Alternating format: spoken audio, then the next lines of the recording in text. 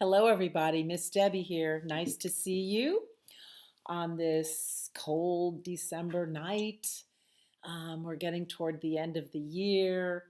The, the nights are long and dark, and it gets dark early. Do you go to bed earlier when it's with the darkness? I do. I'm not afraid to tell you. Sometimes I go to bed at 8 o'clock. And it's good. I love going to Lily White's party, and that is you're snuggling into bed in those lily white sheets. So it's all good. Once when I was a little girl, I had a friend, and she used to say, "I love my bed so much. When I come home from school, I just give it a big hug and a kiss." And that's how I feel when I go to bed at night. I just grab that pillow and give it a big hug and a kiss. So, we are having some brand new stories tonight that I think you're going to love. If you want to snuggle into your bed with your iPad or your iPhone, or you want to cuddle on the couch with somebody next to you and listen to the stories, it should be shared. And they're really fun stories. And they're brand new books that you can get right here at your library. So please do come in and visit us. We are open. The children's room is open with a lot of brand new books, and there's so much fun things going on, and we'd love to see you. So come on in and join your friends and see what the library is all about. Hello, everybody. How are you? How are you? How are you? Hello, everybody.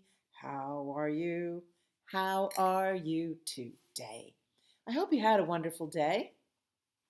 This is an evening bedtime story.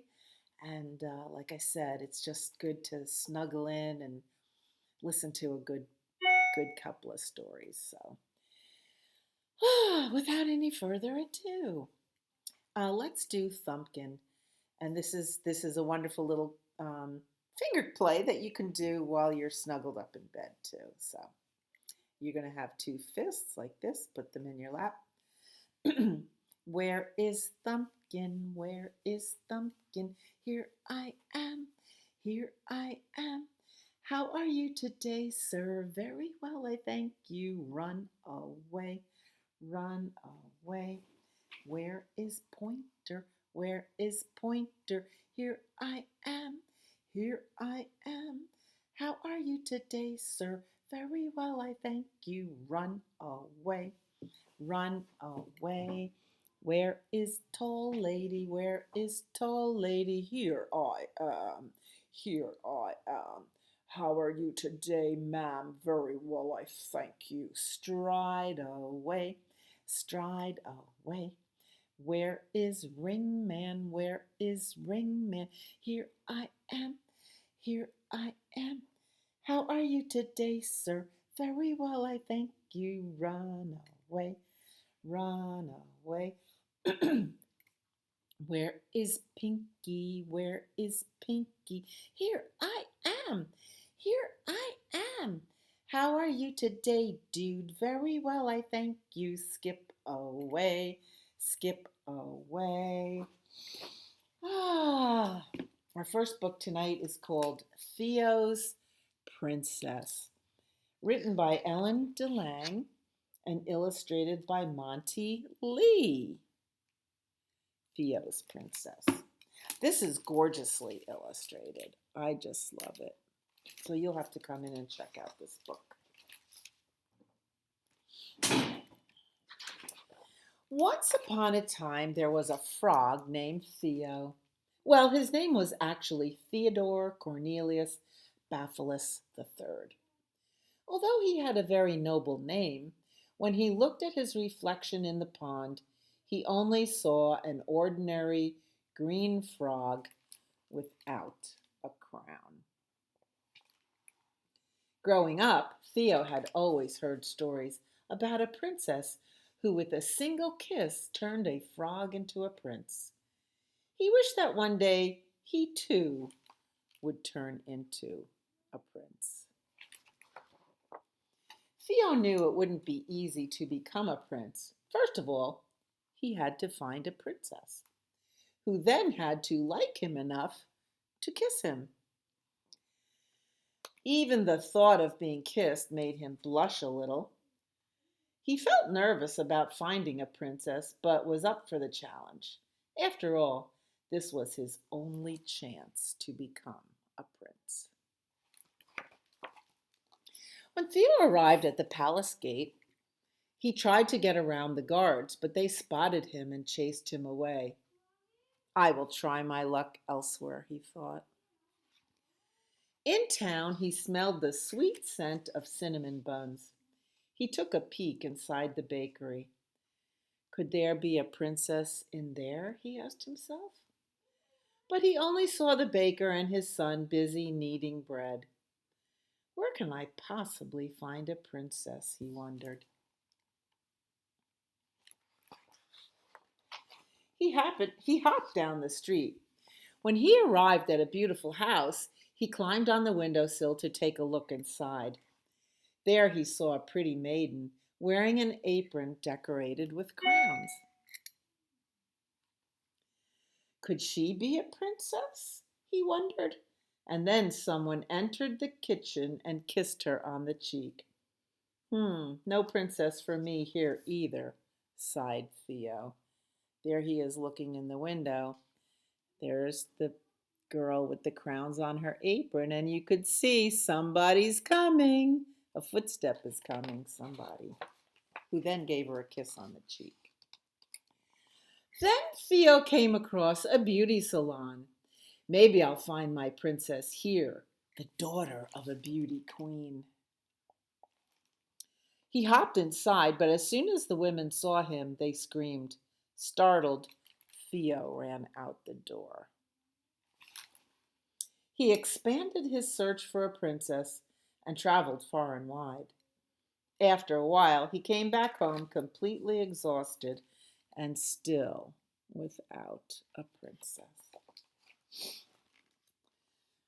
Theo knew he had to come up with another idea. He grabbed some paper and started cutting, drawing, and writing. Paper flew all over the place. When he was finished, he admired his work.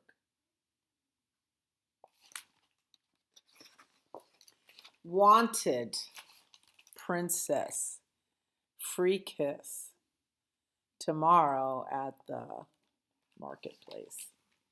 He went outside to stick his carefully crafted posters everywhere.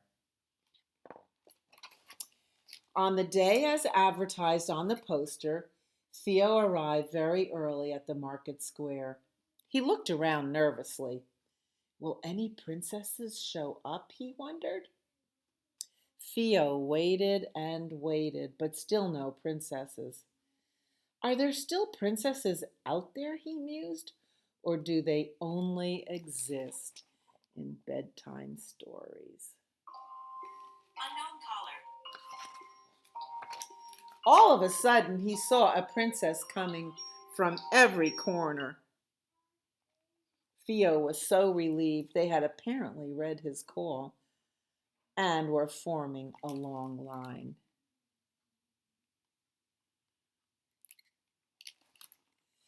Theo climbed on top of a soapbox, cleared his throat, and shouted, "Good day. I'm so excited that you have come to this special occasion. Shall we start?" The princesses were giggling. They had never kissed a frog before. One by one, they came forward and gave Theo a kiss.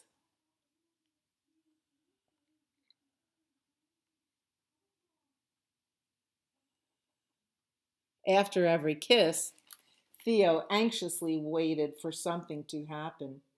Time and time again, he looked in the mirror, but he still saw a frog. How long will it take before I turn into a prince, he wondered. Suddenly there was turmoil.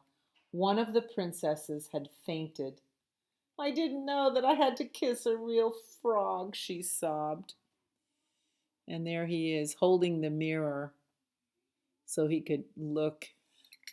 Look in the mirror after each kiss. Theo had almost reached the end of the line. He thought it was wonderful that all those princesses had come especially for him. Unfortunately, he had not yet changed into a prince. He was still the same frog.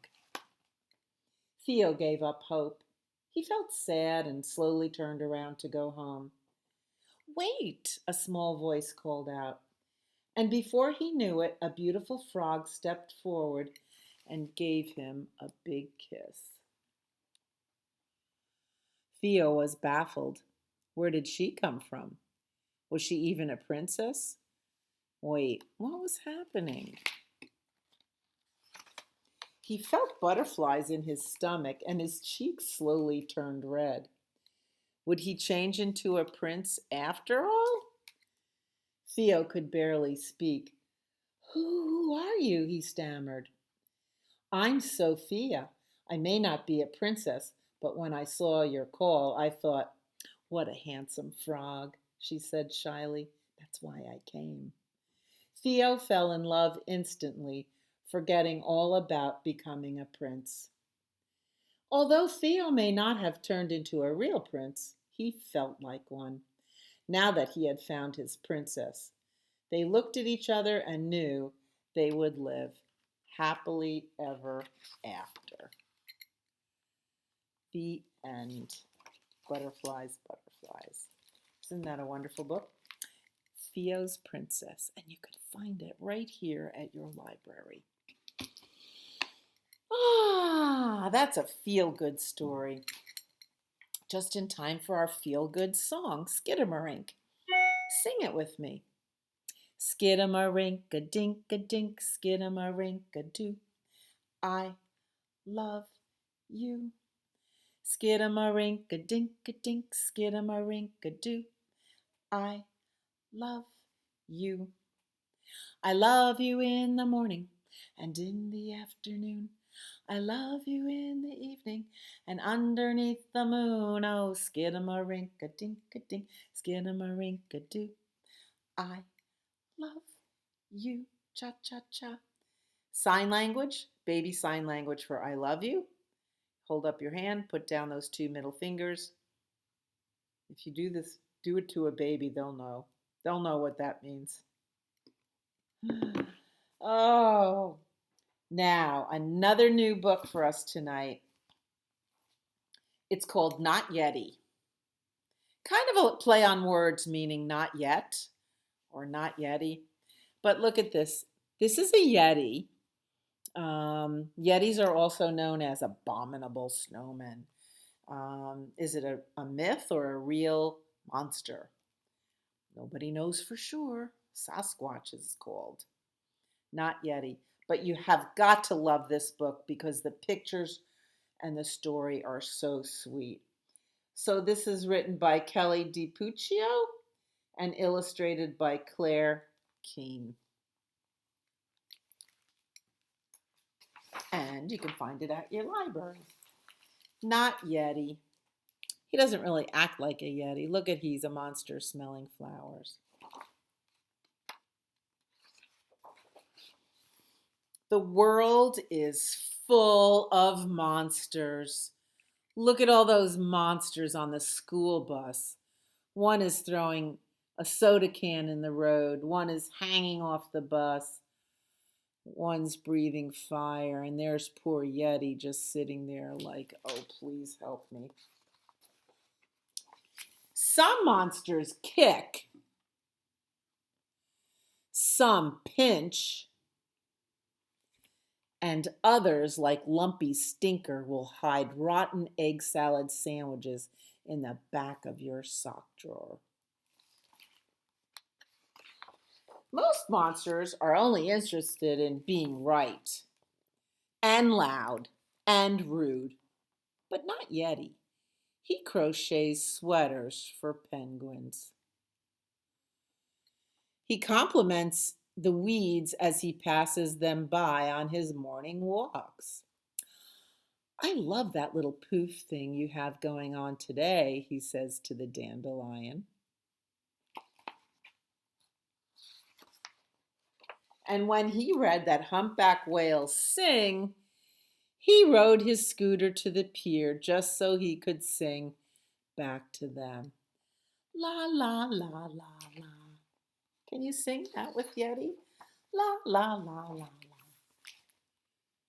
Yeti tried to be friendly with the other monsters. He brought them warm banana bread, which that one monster is sticking up his nose. And Yeti said, I find it taste even better if you put it in your mouth instead.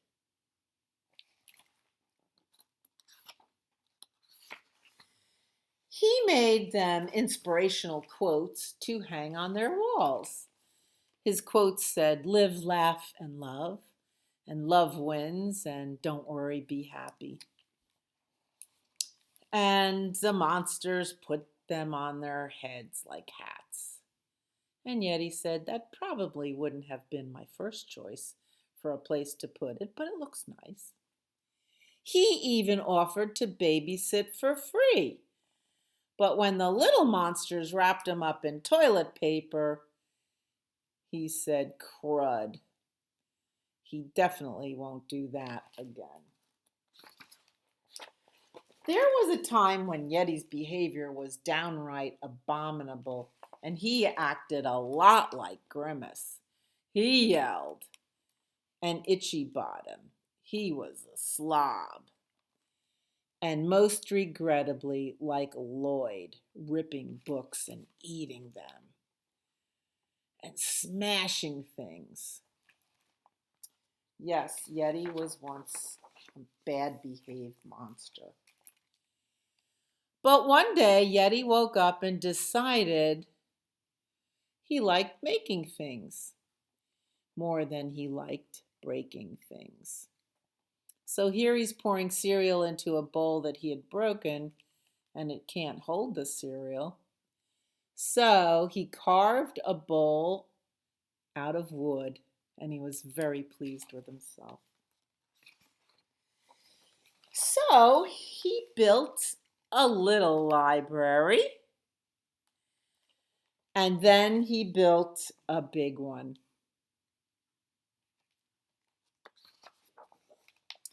He befriended bees. He told knock-knock jokes to the trees. Knock, knock. Who's there? You. You who?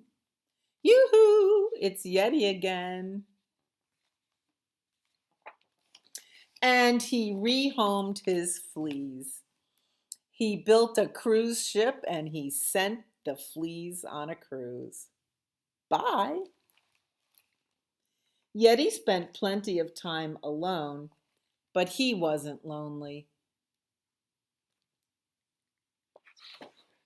One evening when Yeti was cheering on the newly hatched baby sea turtles as they made their way to the ocean, Lloyd came thundering up behind him and kicked the sand. These look delicious. Can I eat one or 50? Yeti looked horrified and shook his head. He offered Lloyd a kale chip instead. Lloyd rolled his eyes and swatted the chip out of Yeti's paw. What kind of monster are you anyway? Nothing. Yeti felt the hurtful sting of Lloyd's words. He took a deep breath. He counted to 13, his favorite number, and then he said, nothing. Lloyd may have 16 ears, but he is a lousy listener. The following day, everyone received an invitation to the annual Monster Bash and Barbecue. Everyone except for Yeti, that is. They didn't even invite him. Was he disappointed? A little. After all, he had already made his famous 7-layer dip, the one Grimace was always so fond of wearing on her head every year. I know, Yeti said. I will throw a party of my own. He made invitations. He hung paper lanterns and paper cranes from the trees.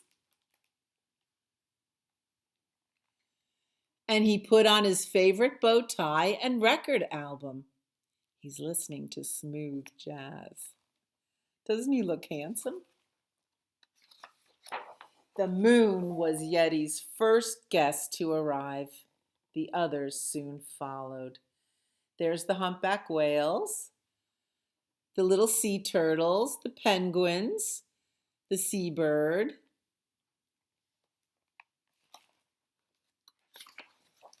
In the distance, Yeti could hear the riotous sounds of the monster bash and barbecue. Dishes breaking, heads butting, and Lloyd shouting. So he turned up his music.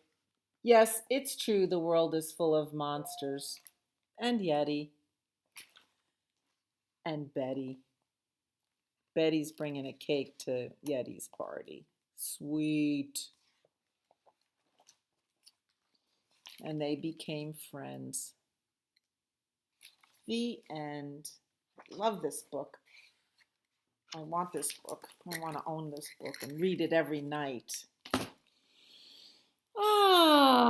Now let's go to Lily White's party. I'm ready. Are you? But first we have to get ready. This is the way we wash our face, wash our face, wash our face. This is the way we wash our face before we go to bed.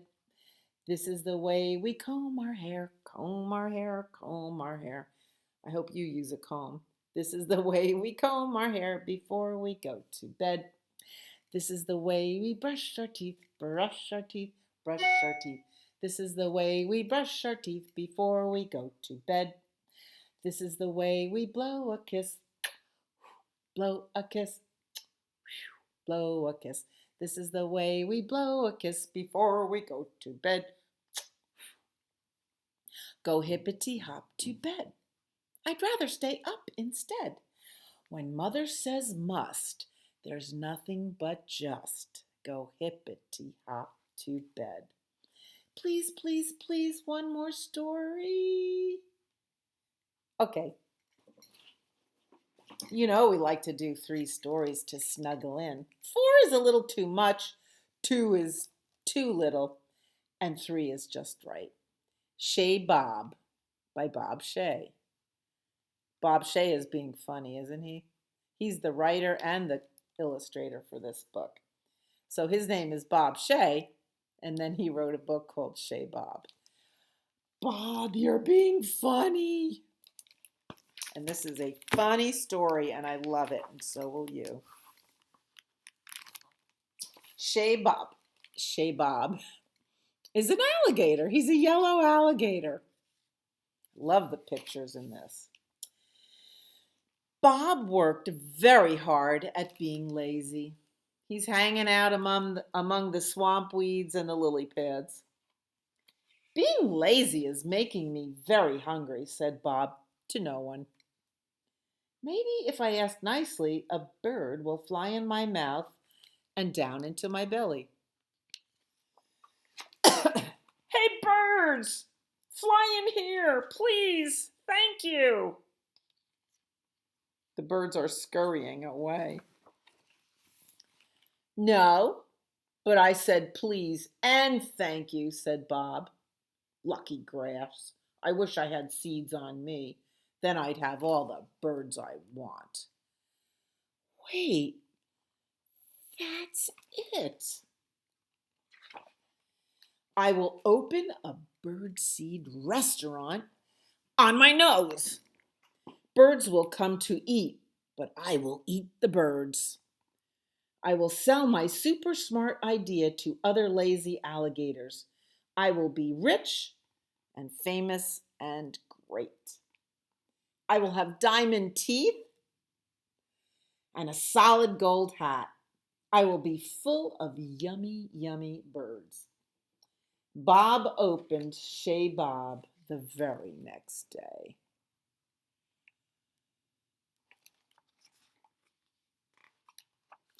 Welcome to Chez Bob, which is a real restaurant and not a trick.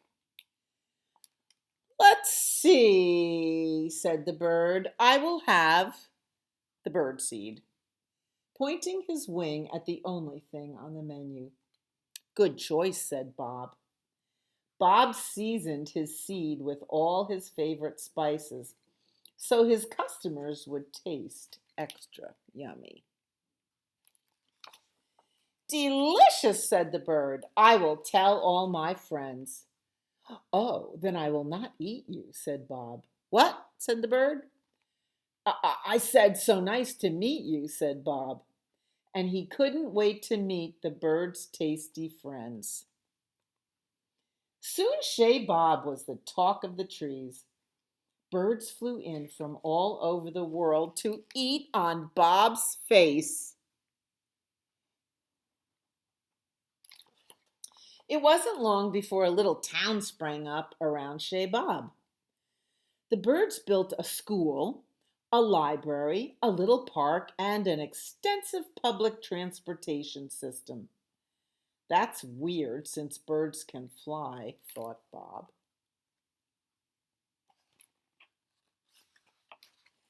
As a small business owner, Bob wanted to be part of the community. He coached the basketball team.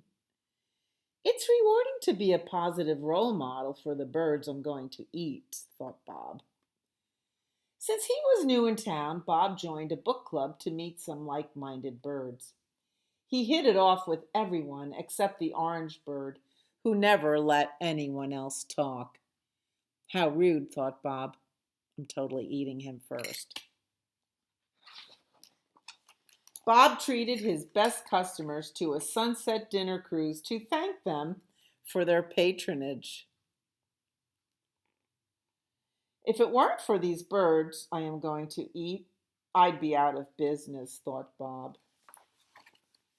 That night, the birds stayed up way past their bedtime, chirping about the fun they had with Bob all day. They look so cozy and warm together, thought Bob. Maybe the birds I am going to eat will invite me for a sleepover sometime.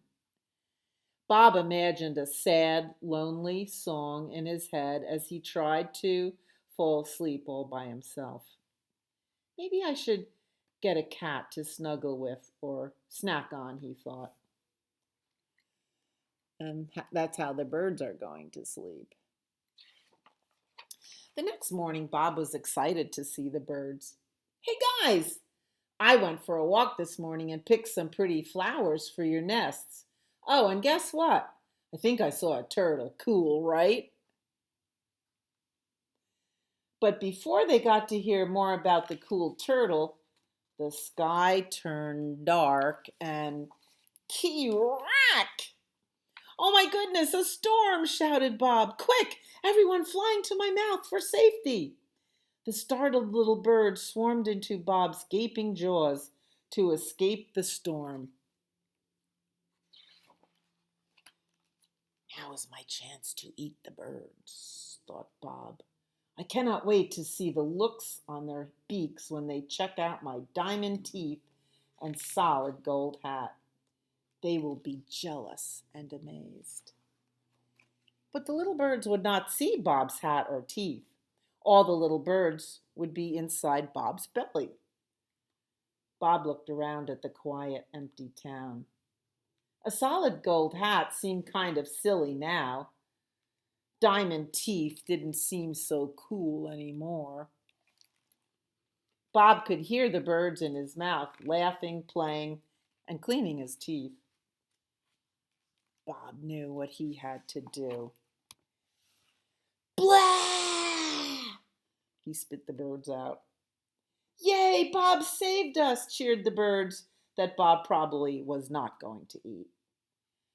I don't think hero is too strong a word, do you? Asked Bob.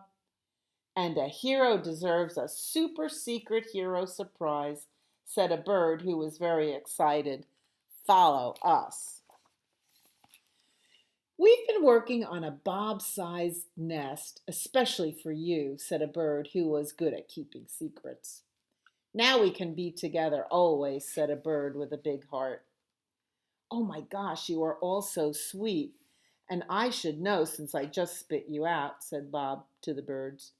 And he was absolutely, without a doubt, definitely not going to eat.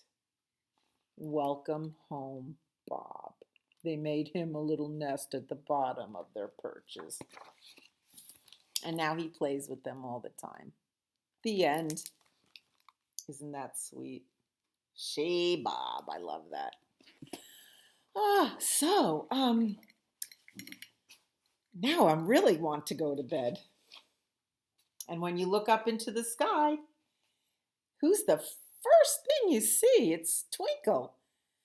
He's right up there. I'm not kidding about that. Starlight, star bright, first star I see tonight. I wish I may, I wish I might have the wish I wish tonight. Twinkle, twinkle, little star, how I wonder what you are. Up above the world so high, like a diamond in the sky. Twinkle, twinkle, little star, how I wonder what you are. Good night, Twinkle. We'll look for you before we go to bed. So, we've often talked about Wee Willie Winkie. He's just this little character that runs through the town making sure the kids are all asleep. Wee Willie Winkie runs through the town, upstairs and downstairs, in his nightgown, peering through the windows and peeping through the locks. Here he is, peeping through a lock. Are the children in their beds? It's almost 8 o'clock. That's an old Mother Goose rhyme. And here's one that was rewritten, but I still think it's old.